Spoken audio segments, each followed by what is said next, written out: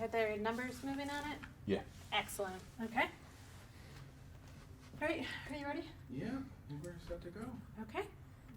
Here we go. And they were saying, just for our sake, I think yours as well, Mhm. say, spell, name, Oh, okay.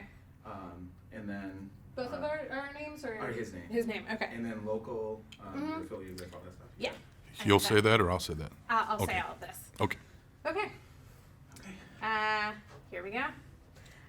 This is Lisa Vallon, archivist for the Southern Labor Archive at Georgia State University, the University Library.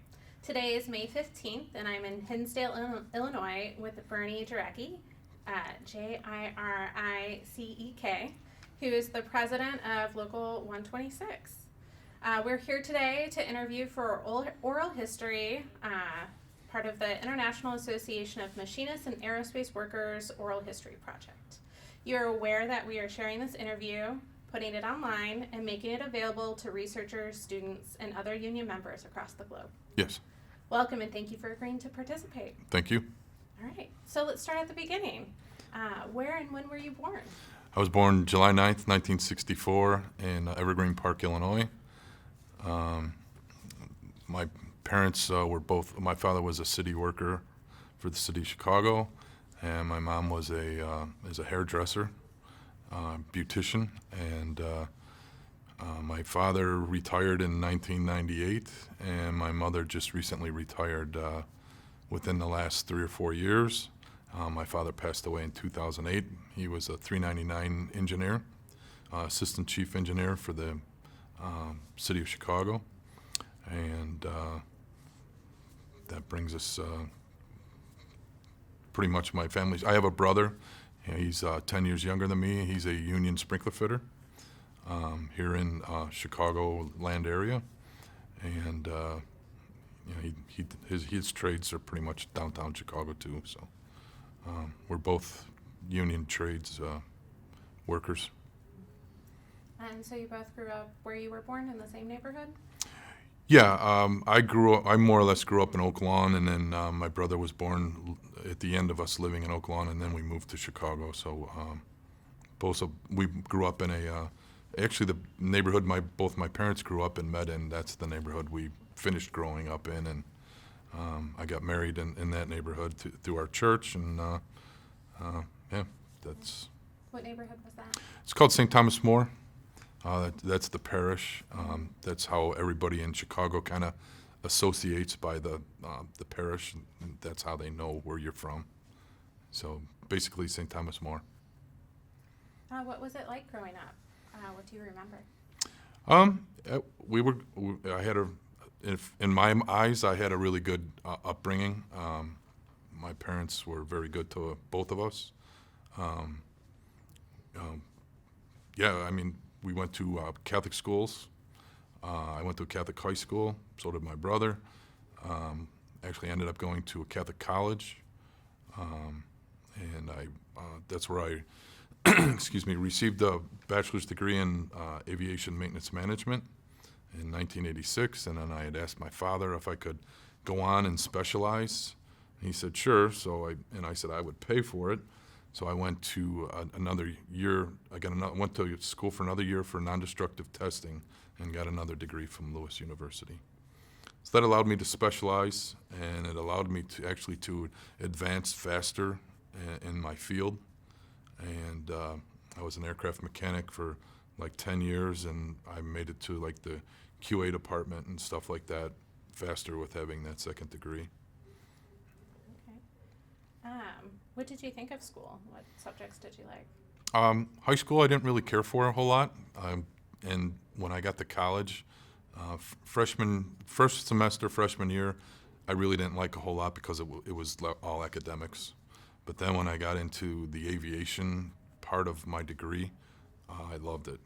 It was, I found that, that's what I wanted to do and what I was good at. What made you love it? I like mechanical things. My hobbies are cars.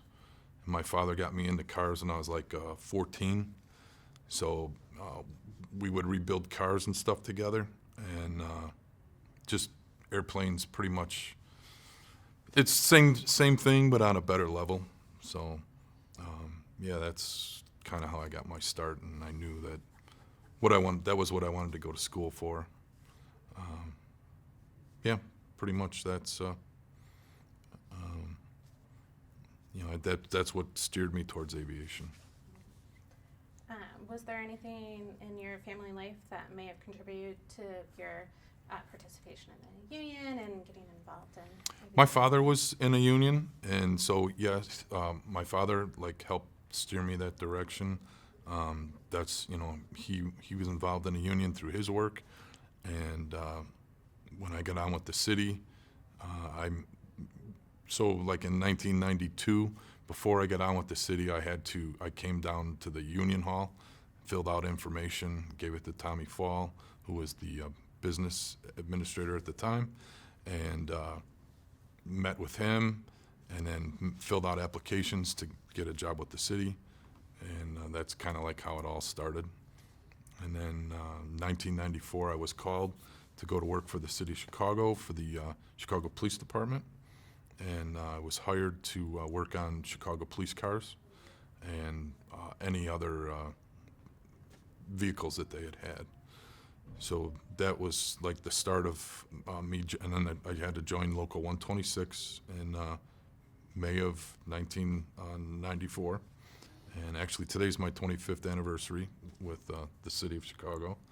So that's how we started out, and I worked as a mechanic on the police cars and stuff for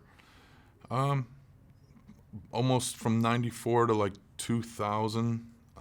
Pretty much I worked on engines, special projects, cars, just normal cars, doing brake jobs and stuff. But I was able to specialize in their engine shop and special projects of we built, or I helped design a dog car, a canine car that the police used to haul the dogs around. So what we had done is we had gone to a suburb and took pictures of one of their cars, and then when I went back to work, on that Monday, I started trying to manufacture the same panels and stuff in our police cars so that we could have a canine car also. So that I was on the starting end of that. And now you can buy all that stuff and just assemble it in the car, but back then you had to. We kind of just built our own. So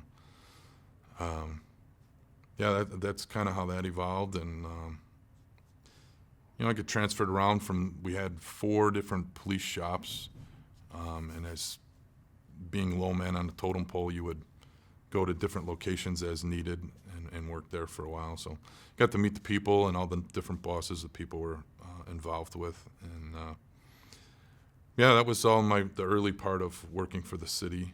And then I want to say right in the mid to late 90s, I witnessed somebody punch another person in our shop, and that created some animosity, and that a lot of people weren't happy about all that. That was a big issue. And also, when I got hired in '94, there was a 2-tier pay scale. So the new employees that were automotive machinists, they made considerably less money than the senior guys that worked in the same shop. So, that didn't create problems amongst the people, but there was problem. You always knew that, through the city there was animosity. So back, that was '94, and then 2000, a different department offered us the prevailing rate to the lower tiered mechanics. So, but they weren't going to offer it to the people at the police garages.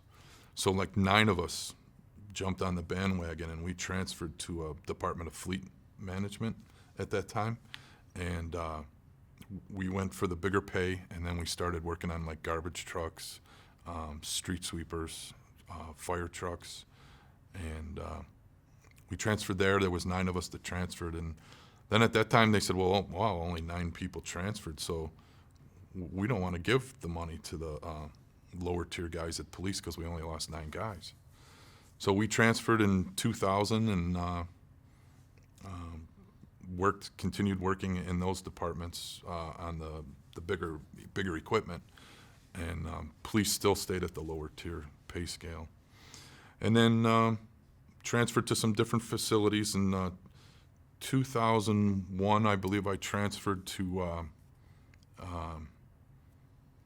a different garage in the fleet facilities, a Northwest garage. I became the union steward, and we would have like some normal issues with overtime where it just didn't get distributed correctly. So we would always be like fighting over that with management and the people in charge.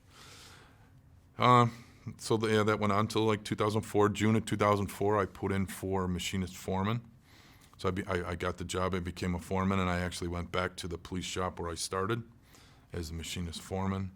In 2004, a big wave of guys had retired, and I started as foreman, and I was the foreman on the day shift, and I had 2 mechanics that had just started that day, and that was it. Everybody else retired. So out of like 8 to 10 people, there was only 2 of us and myself. So for first couple of months, it was definitely an experience trying to keep everything up and running, and because our customer was the police, and we had to make sure we could keep their vehicles up and running. That was the name of the game. So so as time went on, by that October, I think they had hired close to 8 to 10 guys for almost every shop, because there was quite a wave of people that retired in 2004, and so that was my experiences starting as foreman. So when I became foreman there, ended up having, I believe I had 8 machinists, and we had roughly 1,100 pieces of equipment that we worked on. So that we were always pretty busy, and that was 2004 to about 2014 or so, 15. I was in charge of the Marine unit, also the repair of the vehicles, and I had one guy that always went down there to repair the boats, and that had gotten so big, and the police department had gone out and bought some brand new boats, and they were like 45. I mean, they were pretty big boats, 45 footers, and so at that point it was starting to evolve. And I want to say right around 2015, 16, they asked me to take that over solely. So I took over the boat, just the Marine unit by itself, and left that police facility where I started as foreman. So then I'm machinist foreman for the Chicago Police and Fire boats. We have the Department of Fleet and Facilities Management. We have two boats there that run up and down the river, cleaning the river. We have the Chicago Park District has the lifeguards have 4 boats. We take care of theirs. And then in 2017, our department decided to take over the police and fire helicopters. So with my background, I was able to, so now I'm specifically in charge of the police and fire boats and police and fire helicopters. So that is our, that's what we do on a day-to-day basis, is making sure that I start my day to make sure the helicopters are safe and ready to fly if they need them. And I have a team of 4 guys that work on the police and fire boats. And that's kind of current. That's what we're at right now as far as where I've evolved to.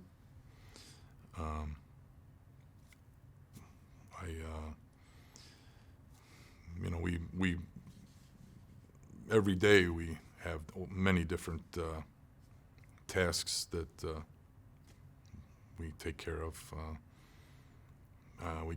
We roam around all over the city of Chicago working in different facilities, depending upon if it's wintertime, we take a good handful of the boats out of the water, and all winter long we still keep like 5 to 6 boats in the water. and we have to keep those running every day so that they don't freeze. We have to bubble the water all around the boat so that the water doesn't freeze around the boat, and then just make sure all the block heaters and the heaters inside the boat stay maintained to keep them from freezing up. And then the helicopter facility, I start my day there in the morning and make sure that all 4 helicopters are up and ready to go. If I have an issue, we have one helicopter is a medium-sized helicopter, a Bell 412, and in this Midwest, there aren't a lot of people that have the experience to work on those. The majority of those helicopters are flown on the West Coast. So we have a company that actually comes out and works on those for us. I'm like the liaison between them and us, them and the city to schedule maintenance, kind of troubleshoot ahead of time, so we know what kind of tools and stuff they may have to bring, and so that part of it, it's pretty interesting that nobody in the Midwest really works on those helicopters, and it was hard for us to. We were even trying to find a mechanic to do it, and there really wasn't anybody that put in for the job. So we had to go to the outside like that. And then our 2 police helicopters are a smaller, they're a 206 Bell helicopter. So we have people from the Gary Airport work on those for us. Okay. That's great.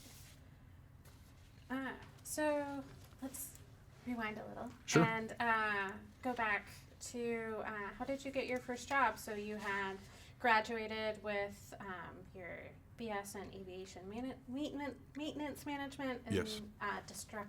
non-destructive Testing, yes. Yeah. So that was like 1987. I applied for Midway Airlines and a few of various other airlines in the area, and I applied for Delta Airlines down in Atlanta, Georgia, and that was quite an interesting interview. They flew me down there late on a Sunday night. Of course, the plane was broke before it left O'Hare Airport, so I didn't get there till 2, 3 in the morning.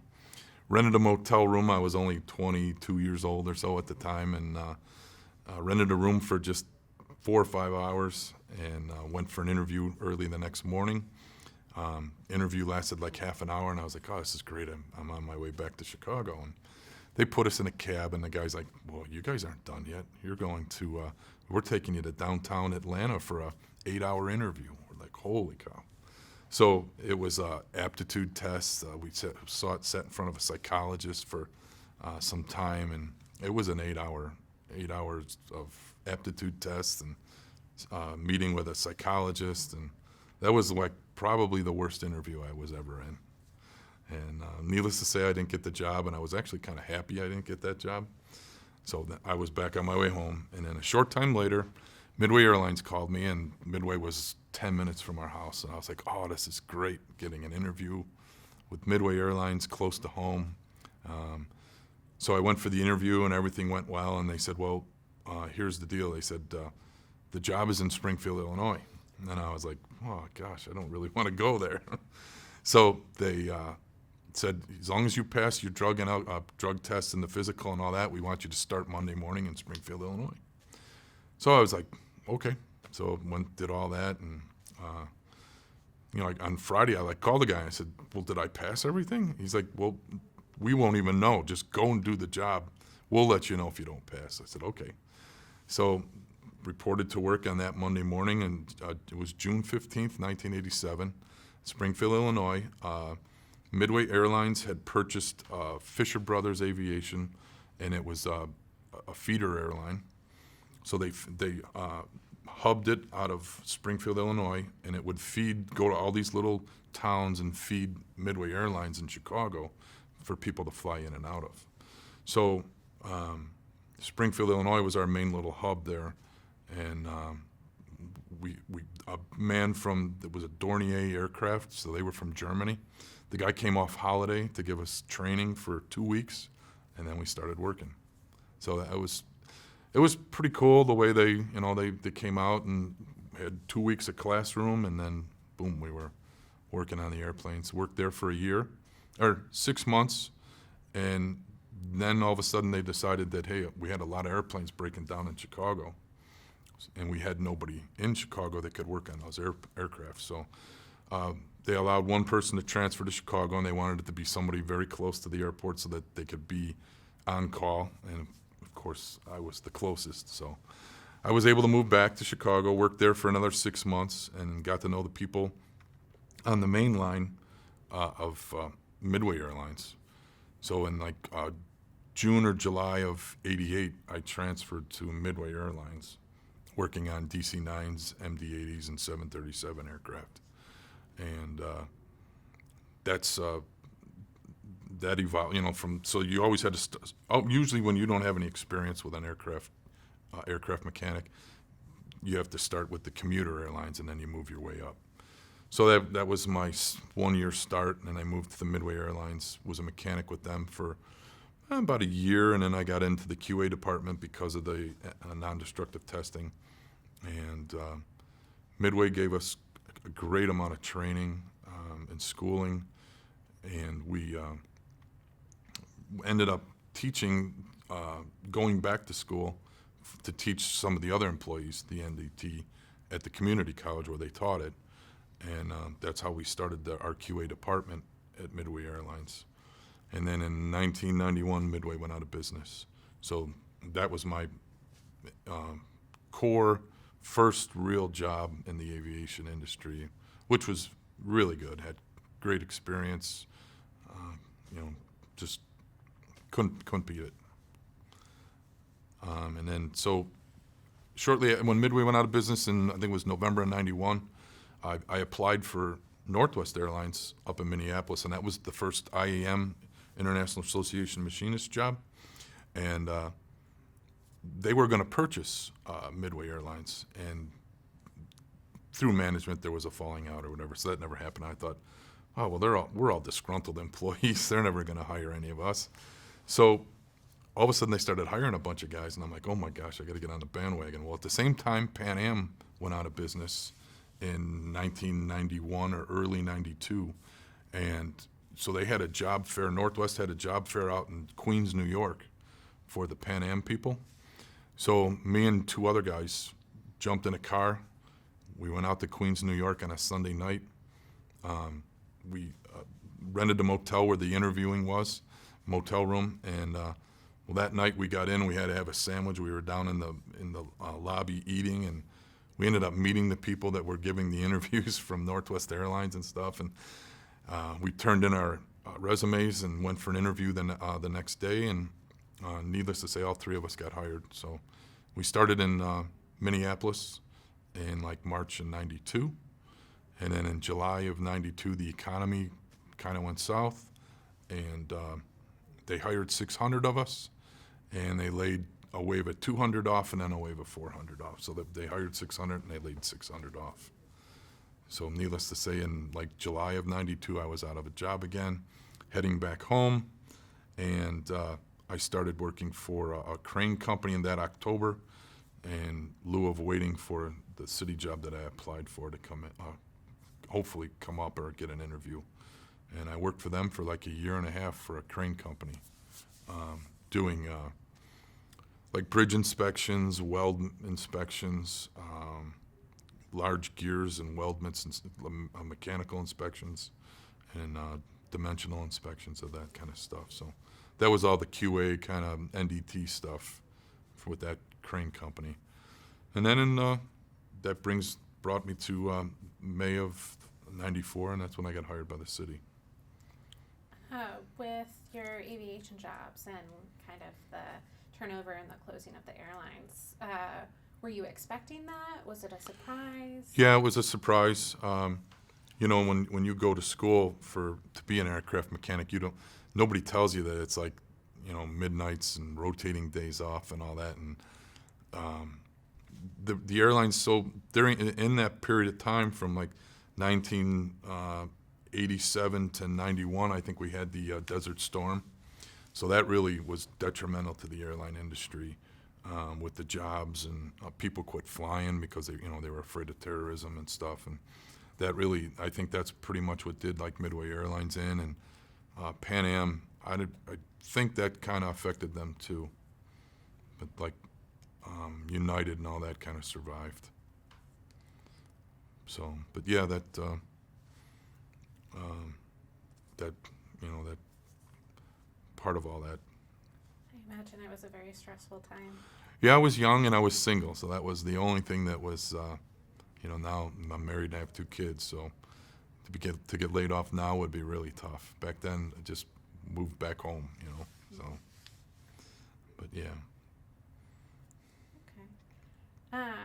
When you were with the airlines, what did you think of your boss? Did you socialize with other? Yeah. Well, when I lived in Springfield, Illinois, there was such a small amount there was only like 10 of us, so we all used to socialize and hang out, and we would go out together afterwards, after work in the mornings, because we worked midnights. So, yeah, and then even with Midway Airlines, we used to go out on our days off, and we would socialize with some of our bosses, and because you're on such crazy shifts, those guys like became your friends, because they were, whoever had the same days off as you would, create a bond and hang out, stuff like that. So, yeah. So did you plan on staying in the aviation industry? I wanted to, but then after the getting laid off the second time so soon, a family member said, "You're going to put in an application in with the city of Chicago." And I had said, I really don't want to work for the city. And he said, "Well, I don't care. It's a good job. You got to go for it." So that's kind of how that started, and that was my connection then to Local 126. Why didn't you want to work for the city? I didn't want to live in the city. My father, when I was summer of 6th grade, we had to move back to the city. So it was like, it was kind of a traumatizing to have to up and move, meet all new people and friends and stuff. And I mean, it was a good thing, but at that time, it didn't seem good. But yeah, that's like why I didn't want to. But now I live in the city, and my daughters like it. We live close to I lived close to a college and 2 high schools that they attend, or my one daughter attends a girls' Catholic high school, and we're in a great little area, and they love it. So it turned out for the good.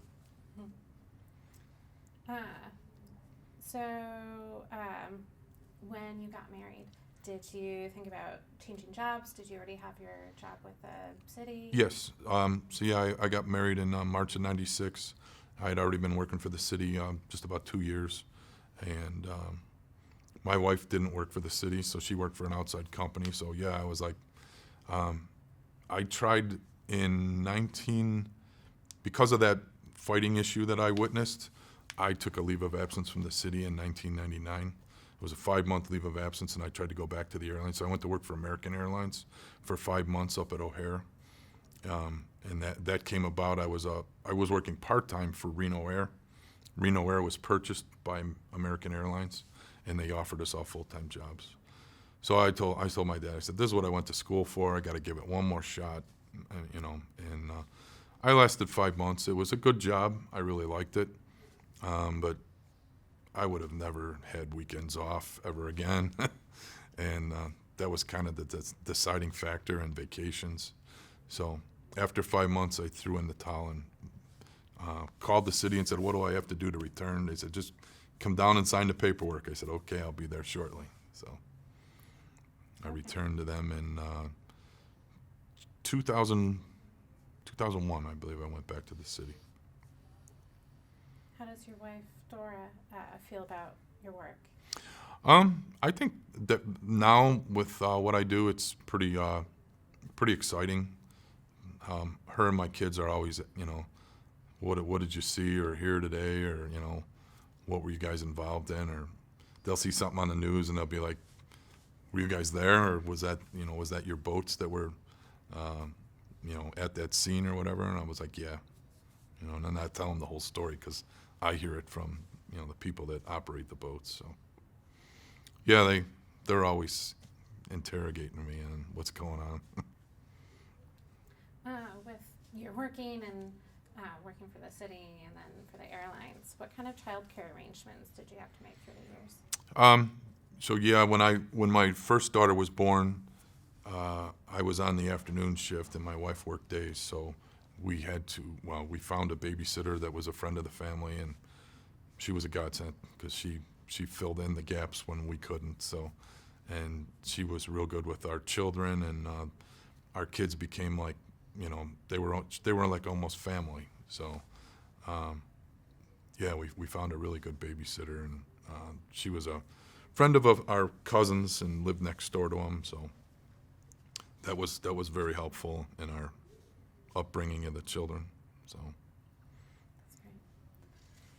So how long did it take for you to get hired by the city? It sounded like About a year and a half, from like 1991 or 2 till 1994. So it was about a year and a half, 2 years.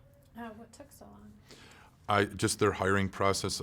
Usually when somebody leaves the city, I think it takes, like nowadays, it takes 90 days before they can even like put the job out to bid. So, and back then, it was just probably budgetary issues. So you came in, you talked a little bit earlier about the 2-tier system, and you came in at the lower tier. How did that make you feel? Well, at first I was happy to get a job, and what looked like a solid job. And then when you find out that, there's people working next to you that make more money doing the same work, there was nothing you could do about it, but it was always, why can't they just bump us up to the higher tier? And for years we were always, I think what actually happened was shortly after getting hired and working at the lower tier, they had given us a raise, and I can't remember it completely, but they had given us a small raise, and all of a sudden the city had decided that they shouldn't have given us that raise, and they wanted to take the money back. And I think Tommy Fall was real instrumental, and they stopped giving us the money, but we didn't have to pay them back. And then I think we got the raise, we got that money back within a year, whenever that next contract was, I believe. So yeah, it was. You were always, there was always issues that would make you wonder. And then you were always looking at the city's human resources to see if there was better jobs that had the higher tier that you could, try and bid for or interview for. So yeah, you were always, it was always somewhat of an issue. But that, that all came to an end in like 2004. So I think that was a good thing. It cost the city more money, but everybody's, all the workers are, let's say, they're all in sync or, together. So, yeah, it was an issue. And for that, they always said that the lower tiered people, because we made less money, you had gotten three more holidays, and I think it was 10 or 12 sick days that the upper tier guys didn't get. But they could always take time off without pay at that time, so really didn't hurt that. It wasn't really helping us. So, but yeah, it was always in the back of your mind. Mm-hmm. Did you? So besides looking for jobs that had the higher wage, were you being active in the union to try and have the union help fix this problem? Or? Yeah, so I became a union steward in like 2001. From when I first met Tommy Fall, I think his motto was just always come to union meetings. So for the first, until I went to afternoons, and I know when I took my 5-month leave of absence, that was pretty much, I hadn't missed any union meetings. And then I did a stint of 9 months on afternoons where I didn't go to union meetings. Other than that, out of the 25 years, I pretty much made almost every union meeting. So yeah, I was always active, and you'd always go to the union meeting to find out if there was any new news, any updates on that kind of stuff, or And then all of a sudden, the Department of Fleet Management decided that they were going to bump up all their people to the higher tier. So everybody was like dying to find out what was going to happen. So yeah, that was a big issue back then. So you had touched on a little bit about this fight that Mhm. you witnessed. Can you tell us a little bit more about it? Yeah, there was some issues with some of the electrical workers, electricians in our facility, and one guy actually punched another guy and knocked him down, and that whole incident created a lot of issues.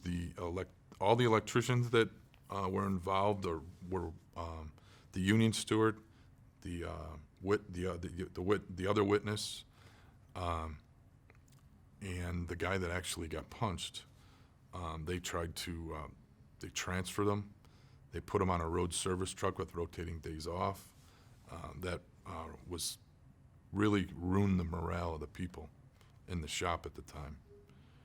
And that was one of the reasons why I decided to take a 5-month leave of absence and try and go back to the aviation industry. So, yeah, it was a lot of people were very upset over that.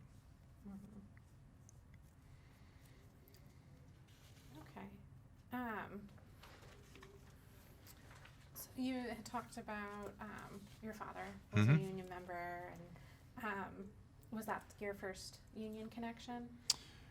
Yeah, I think so. My dad was a 399 engineer. He was assistant chief engineer at the property management at that time. That department has since been abolished. It's now like all on their fleet and facilities management. But yeah, he was a 399 engineer for like 30 years, and yeah, he definitely would always tell me about union stories and how how the unions were good. And actually, when I worked for Midway Airlines, when I first started working for Midway Airlines, we were non-union. And halfway, about 2 years into working for Midway Airlines, we took a vote and became Teamsters at the time. And it was a great thing because we got considerable raises. And the only thing that management had said to us was that, if you vote this union in, we how we let you go home now when the work is done? Well, you'll have to stay for 8 hours now. And I was like, everybody was like, well, that's what you're paying us for, so that doesn't bother us. So at that time, if that was the only give back, it was worth it, because we all got, you all got good raises and everything, and it was definitely a good thing. And I always remember that. We're non-union to union. And I worked for a non-union company at that crane company waiting to get on with the city. And there was always issues, being non-union. And those guys made way less money than what they should have made. So union is definitely a plus. How to become unionized? What was that process like? How did you get organized? So when I don't really remember the first part of that, because I think when I was in my transition period from the commuter airline to the main line, the commuter airline wasn't going to become union.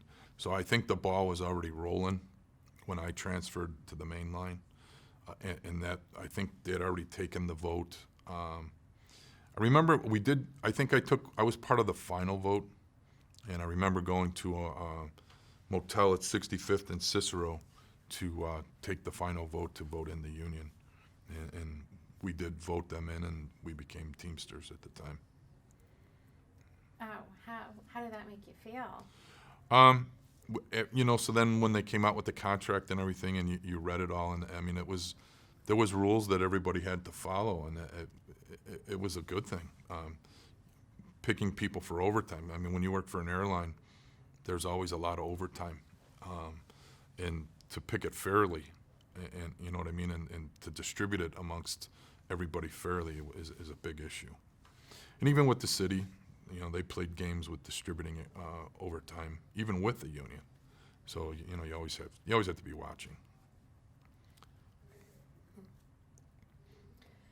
So growing up, how popular were unions in your neighborhood or in the news? You know, I don't really recall. Growing up in that St. Thomas More, there was a lot of union families.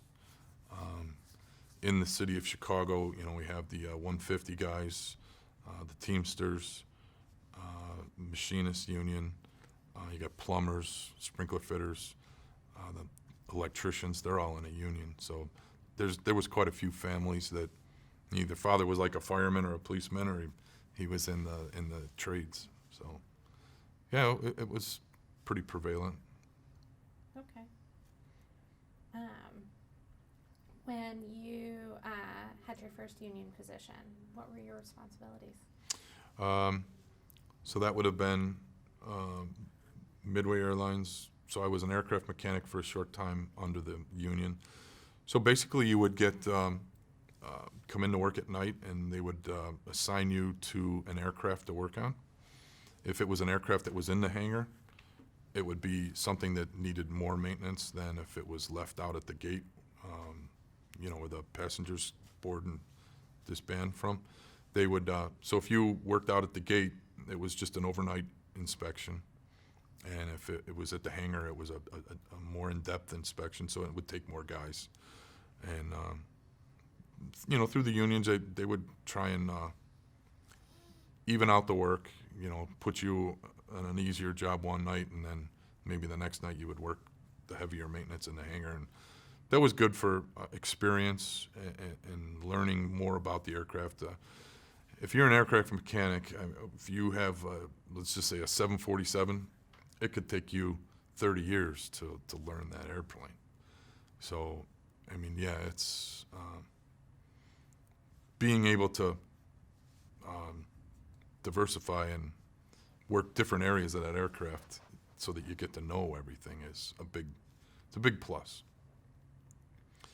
So with the unions, they try to, they try to spread you around so that you get to, you know, get to know the aircraft. Okay.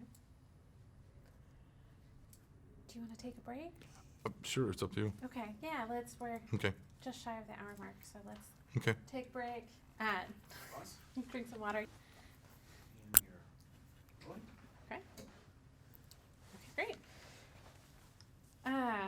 So when you moved to the city of Chicago, and we talked about the two-tier system, Mm-hmm. and you started to get involved in the union, Local 126, correct? Yes. Yeah. So what were your feelings towards the union, towards the city of Chicago? I was definitely, you know, looking for employment, so I was happy to get a job at that time. There was nothing really out there. If I wanted to go back into the airlines, I had to pretty much move far away. So yeah, I was happy to get involved with our local 126, and getting employed by the city was definitely a plus, at least at that time. Jobs were kind of tough, and it was a good job.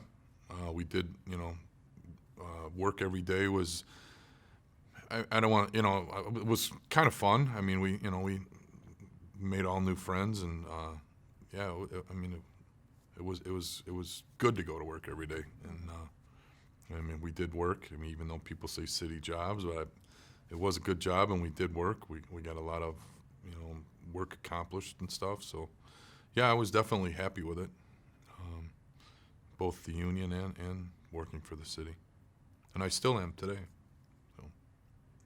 So you talked about that you went to pretty much every union meeting you could. Yeah. Did you participate in other activities, or?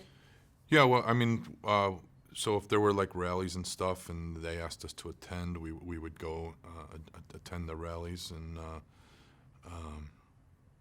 what else did we do? Pretty much the rallies, rang some doorbells once in a while, and pretty much just, you whatever, voting on contracts and stuff, we'd go and kind of help out with that, or, we would go and vote on our contracts. Trying to think what else. So nowadays we have union fundraisers. We take part in that. We had a couple of years in a row now. We've done a day at the races where we go to the horse track and provide a dinner, and people can vote. They can wager on the horses, and we raise money and give away door prizes and stuff for our political fund. This coming up here in June, we're going to do a day at the NASCAR race in Joliet. So we're going to give appreciation day for all our union stewards and all the hard work that they do in the shops. So we're gonna provide them with a ticket to attend the NASCAR race at the Joliet racetrack. I think it's June 29th. We always used to have like a union stewards dinner. So this year we're doing something different. We're gonna provide them with, if they would like to go to the racetrack and watch the race and tailgate and all that kind of good stuff. So we do that. And what else have we had? We had a day at the Sox. Went to a Sox game. That was a year ago. So this year we're doing the NASCAR race and not the Sox game. And things like that.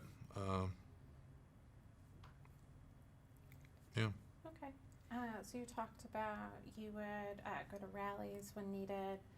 What was that like, and what rallies were you going to? I believe we went to a NAFTA rally. So that was back in the 90s. I think that was when Clinton was president, if I remember right. And yeah, that was there was all the trades went to. I think it was either I don't remember what hall it was. So it was downtown, and we had probably thousands of people there rallying against NAFTA, and then I think they ended up voting NAFTA in, if I remember right. So that's a little vague because that was a pretty long time ago. We've had some rallies for just elections and contracts, and then the most recent rally that we had was, I think, 2010, 2011 for the against Scott Walker when he became governor of Wisconsin. At Daly Plaza downtown, we had all the trades showed up there, and even people from Wisconsin came to that to rally against Scott Walker and the problems they were having up in Wisconsin.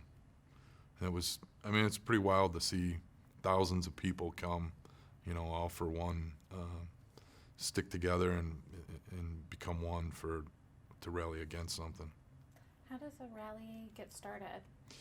I think so. All the unions kind of get together, or the Chicago Coalition of Labor, decides that they want to have something, and I believe that they all get together and pick a place and a date, and they get the unions and stuff from Wisconsin, like for the Scott Walker thing, they came down too, and they just had a bunch of speakers, and all the people listened, and got everybody on the bandwagon, more or less. Yeah. Do they send out, what kind of information do they give to the membership? Yeah, emails, flyers, hang it up at your work if you can, or just pass them out to other union employees at your job, or anybody else that you would know that would like to attend. Pretty much, though, social media nowadays is the way to distribute it. So. Have you been involved in organizing any of the rallies, or? No, that was pretty much like on a higher level, and that was back at that time. That was 2010, 2011. That rally, I was just a union member at the time, or a union steward. I wasn't any higher than that. So no. You also talked about door knocking. Yes, a little bit. I'm not a big door knocker, so Okay. I've done it once or twice in support of other people. I didn't do it to get a job or anything. So. Okay. Well, what was that like? Just going, door to door, asking people who they're going to vote for, and try to encourage them or provide them with information to for someone to vote for, especially if they were undecided or if they were supporting unions or whatever. So. Were you doing that in your own local community, or were you going to other communities? No, we would go to other communities. So it'd be like on a Saturday. Definitely not on company time, and do that. Like I said, I've done it like once or twice. Okay. All right. And then you talked about contract voting. What was that like? So yeah, like when the city, when the coalition of unions would negotiate with the city for a contract, all of our contracts come due at the same time. So we have the coalition of labor that is kind of helps negotiate a better contract for everybody instead of one union just negotiating. They kind of pretty much negotiate for everyone.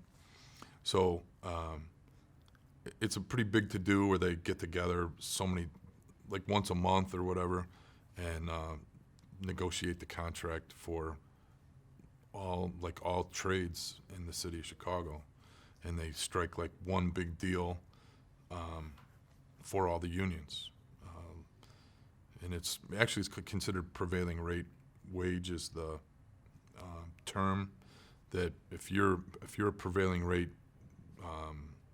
job, if that's your job is in the prevailing rate. So your raises are pretty much yearly. You'll get a raise, and through each union they determine what the benefit will be. And it's definitely been very good for union people to be part of the unions and the coalition and prevailing rate in the city of Chicago. So when the contracts are being negotiated, how involved is you as a member? So basically, Ryan is our BA. He goes to like all the negotiations through the coalition, and they, that's where everything is kind of hammered out. And then he comes back to the members into the executive board and lets us know what's going on or what anything that for our local. Any ideas or rules that we should do or try to get rid of, or just what's for the good of the organization and the members, and we give him a bunch of ideas, and then he goes to negotiations with that to try and hammer out a good and fair contract.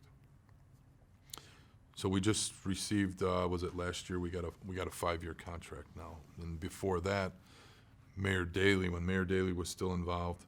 We had a 10-year contract because they were trying to get the Olympics here in Chicago. So he wanted all the unions to be locked in so that we could possibly land the Olympics, and there would be no problems with the unions. But Chicago never won the bid, and then the mayor basically, I believe he retired, and we got a new mayor. And now we got a 5-year contract. So we've been doing pretty good with getting contracts for the city. And a 5-year contract is great. So that'll actually get me to retirement. So, other than that, it's a good thing, at least in my eyes.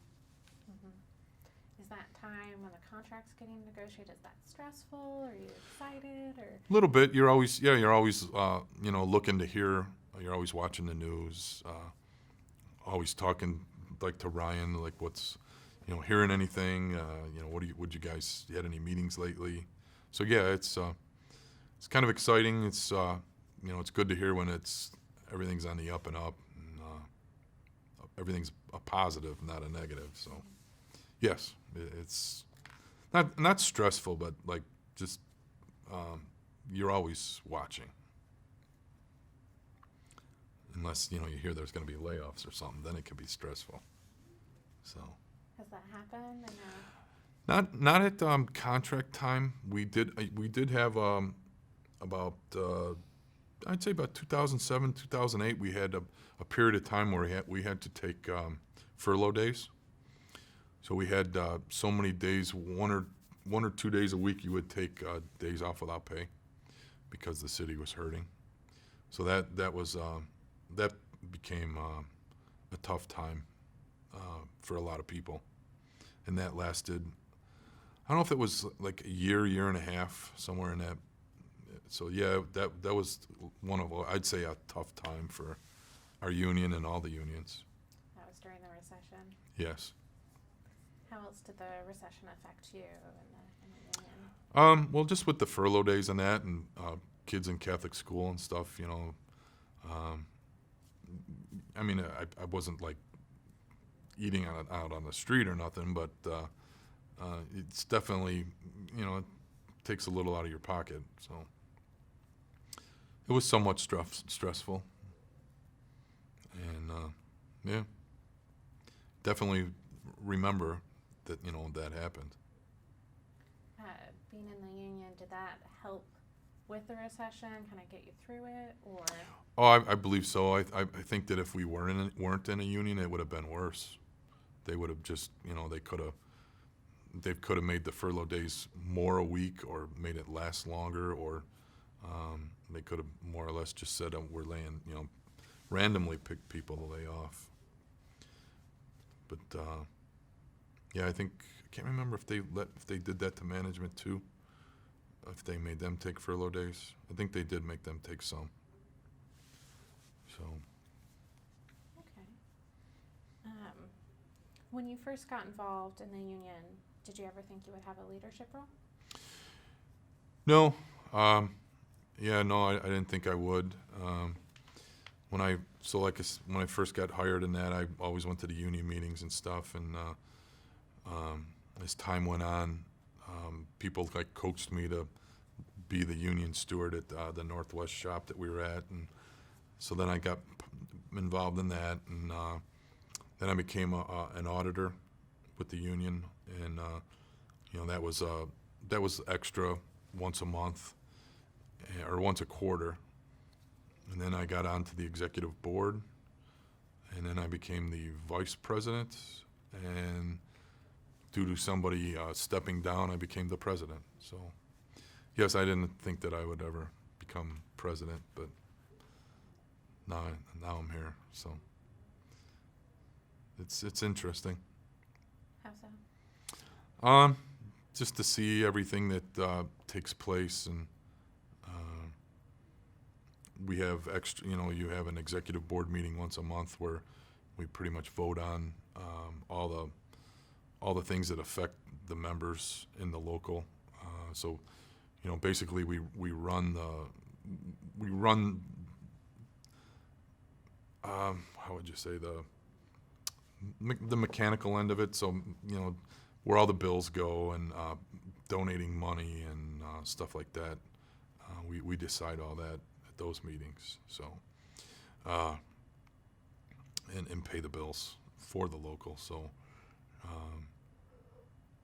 Yeah, it's interesting to be on the other side of it.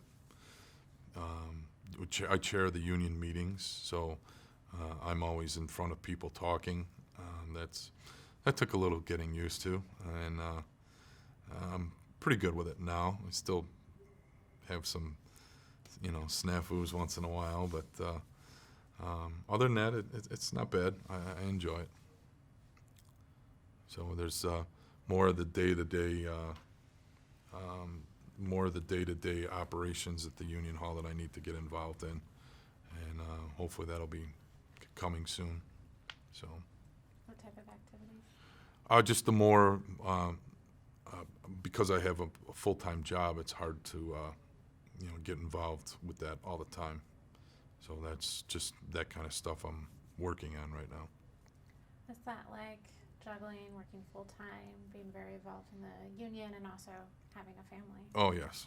And I'm also president of the Father's Club at my daughter's school, so I don't know how I got involved in all this stuff, but hopefully I'll find time to take care of it all. So, yeah, it's very busy lately. How do you deal with that? It's tough. So far, it's not too bad. The president of the Father's Club is coming in this next in the fall, so that'll be picking up pretty strong here over the summer. And the union is always there. We meet twice a month, and so that's always there. And family life is that just changes day to day. So, and work is with being what I do. There's it's always a lot to remember, always a lot to keep track of, and it's a lot. So, but I enjoy it. I really enjoy my job now. I'm back, like I said, and I'm really back into doing what I went to school for. So it's a lot of fun. I like it.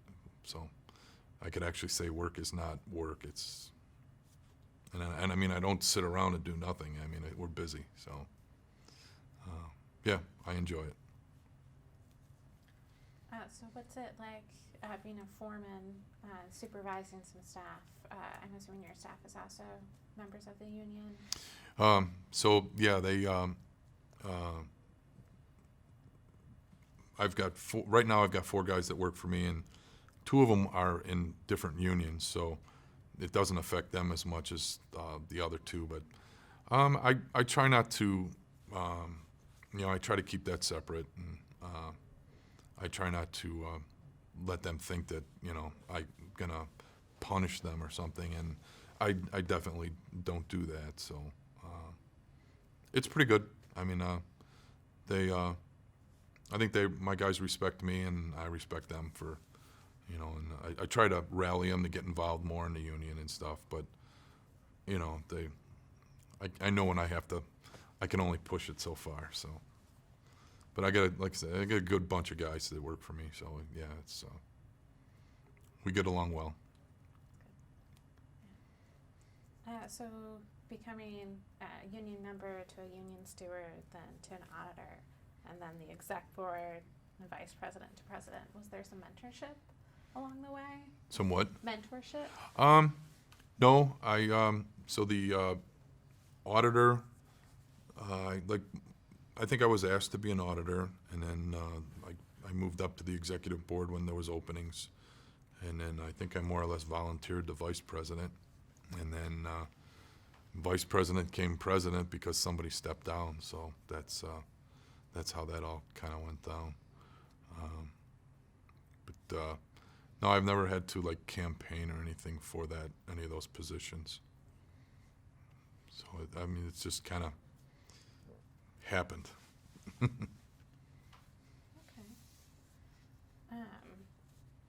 At what periods in your life was union responsibility the heaviest? I'd say right now. Being president, there's a lot that you're responsible for, and being in a machinist foreman, they do. I don't want to say conflict each other, but they're both higher up positions that you have to work with people on both sides of that fence. So I don't know. It's I don't know how to explain it, but I enjoy it. I mean, I don't have a lot of problems with it. My guys, like I said, the people that work for me and I deal with them, we really don't have any issues. So it's pretty good. Okay. How has your union and industry been affected by national issues? So I think IEM as a whole has definitely been affected by like Harley Davidson, Mercury Marine, the economy, and just the cost of everything, and our union has definitely taken a hit as far as having the availability for funds and being able for people to advance and make more money. Just seems like nobody has the money to distribute it amongst employees. Even the unions are hurting because all the rules that have come down, like the Janus effect and all that. And You know what I mean? It's just everybody's affected by, seems like money is a big problem for everyone. So, yeah, it's just those issues make it harder for, well, the companies like Carly and all that. We're losing members a lot because they're moving companies to either third world countries or out of our country, or just different regions of the country, and then you got to start all over again. So it's hurting. That's definitely hurting the unions. Does it affect morale? Oh, I'm sure it does. For Harley, I'm sure now that they've lost members that they've had for years, and as you get older, you don't want to just up and leave, even if you have the opportunity to up and just go to a different region of the country, as opposed to, and you usually don't get the ability to go to a different country and work and make the same money, because that's the whole reason why they're doing it. So, yeah, I'm sure that it's definitely hurts the morale.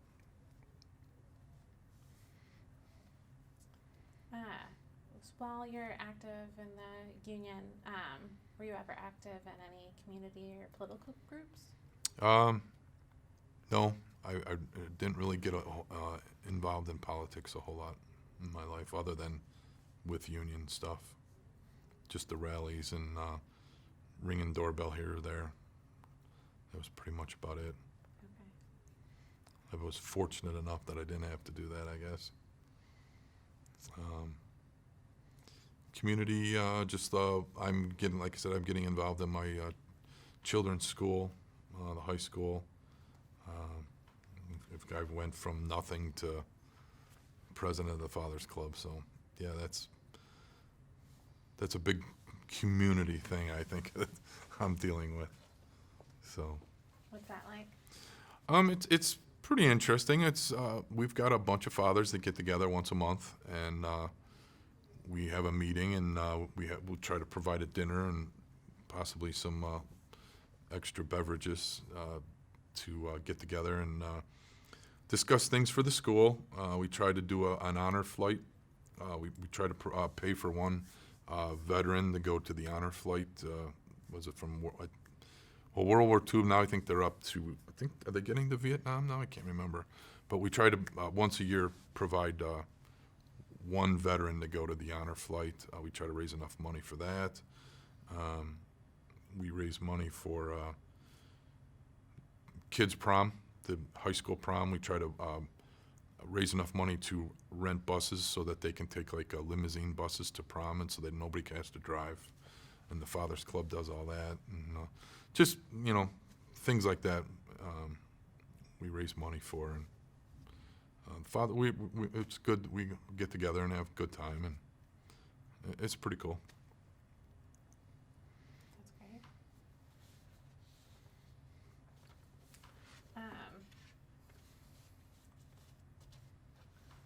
So, working in the city of Chicago, Mm-hmm. living in the city of Chicago, how has it changed? Since I started, my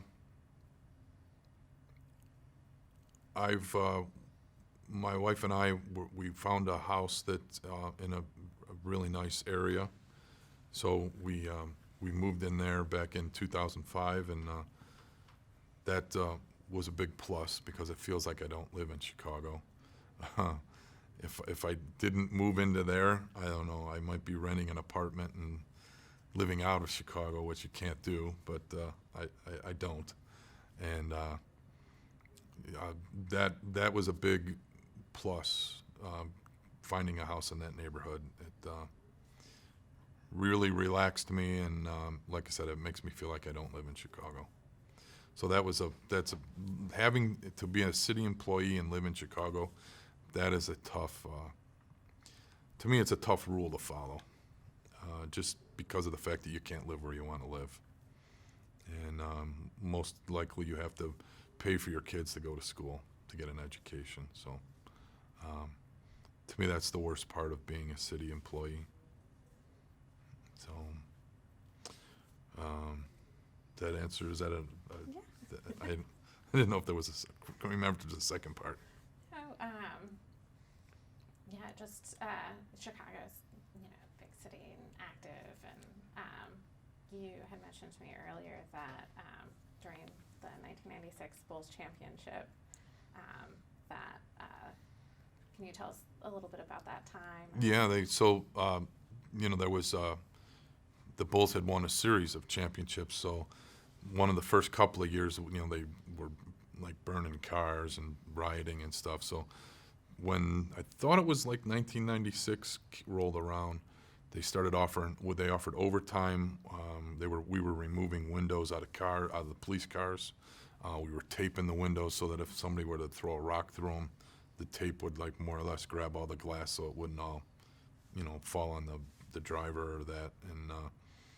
And then we also had to make sure that we had like every available car up and running for possible riots,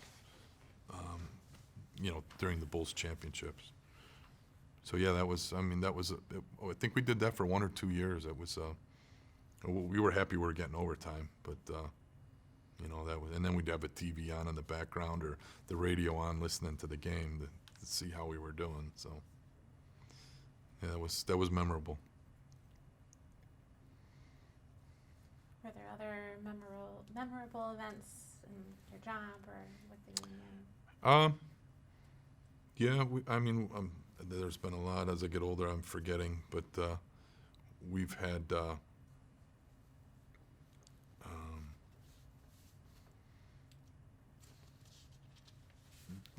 let's see here.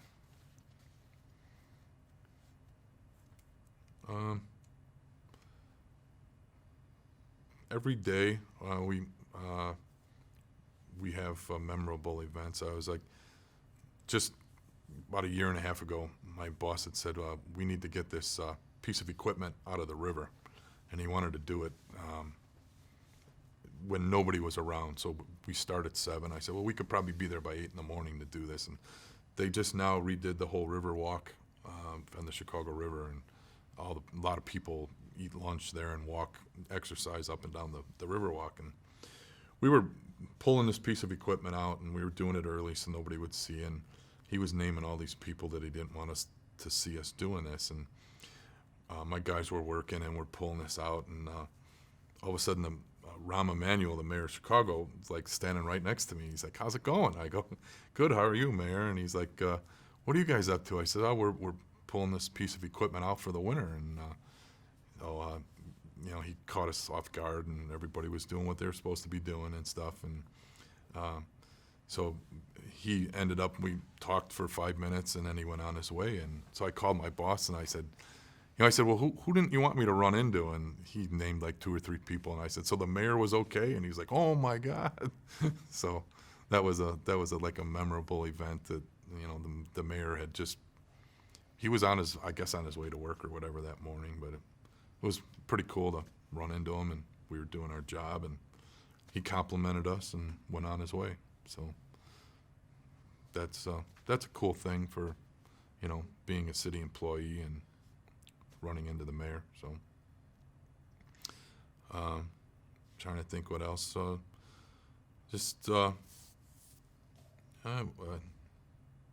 There's tons of stuff, but can't think of it all. Okay.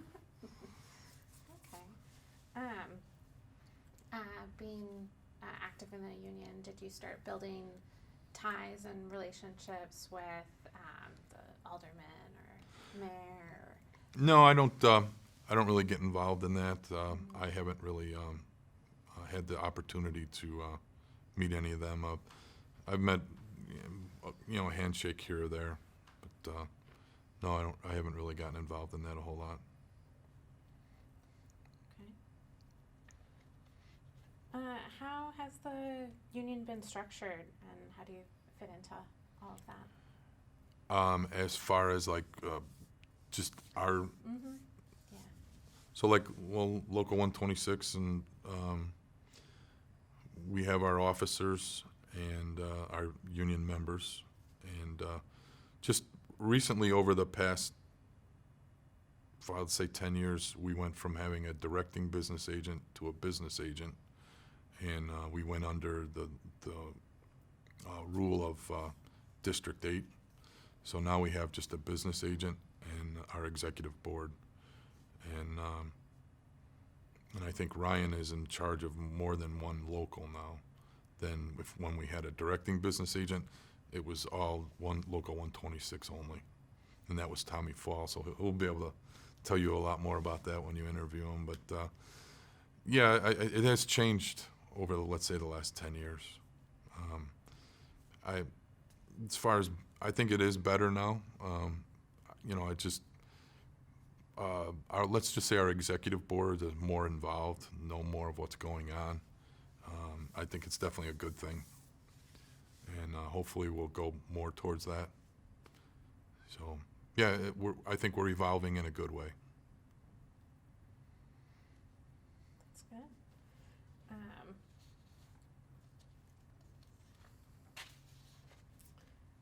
What has been the most frustrating part of your work with the union? Working with the union is getting everyone to basically do their jobs, being able to do your job. I think that we have to work on distributing the work to the people that are supposed to be doing the work. That's definitely something that has to be worked on. What has been the most satisfying? When just how we've changed over the past 5 or 6 years of people starting to get more involved and know more of what's going on instead of one person knowing about it, and being able to help establish that in our fundraisers and the appreciation dinners and stuff to show the appreciation for people helping, and that it is a lot of work, and a lot of the members really don't like to get involved. So if you can get them to get involved and help out, that is definitely a huge plus. So that's definitely a plus, to see somebody that never really got involved before to come out and support their own cause. So. Why did you choose to get involved? When I got hired, I knew that from working for Midway Airlines and being non-union to union and the raises that I got and stuff, that made me feel that when the ability or the opportunity was there to get involved, I just felt, well, it's a win-win situation to be more involved. And pretty much that's definitely still holds true. So, yeah, just being part of it and getting involved, and being there to support the rules that the union establishes is definitely for the it helps the worker or the members involved. So I guess that's what I could say. How are the rules important? How do they impact the So yeah, if when they negotiate a rule or whatever, and not all, especially with the city, they don't always like to enforce the rule or abide by the rule. So some people, some management people, you might have to bring it to their attention a couple of times, or we might have to have Ryan make a visit or have a meeting with them to find out why they're not following the rules. So, yeah, if we didn't have a union contract, I think it would be not a good place to working for the city. So I think just with unions in general, I think it establishes a good set of rules that pretty much everyone tries to follow.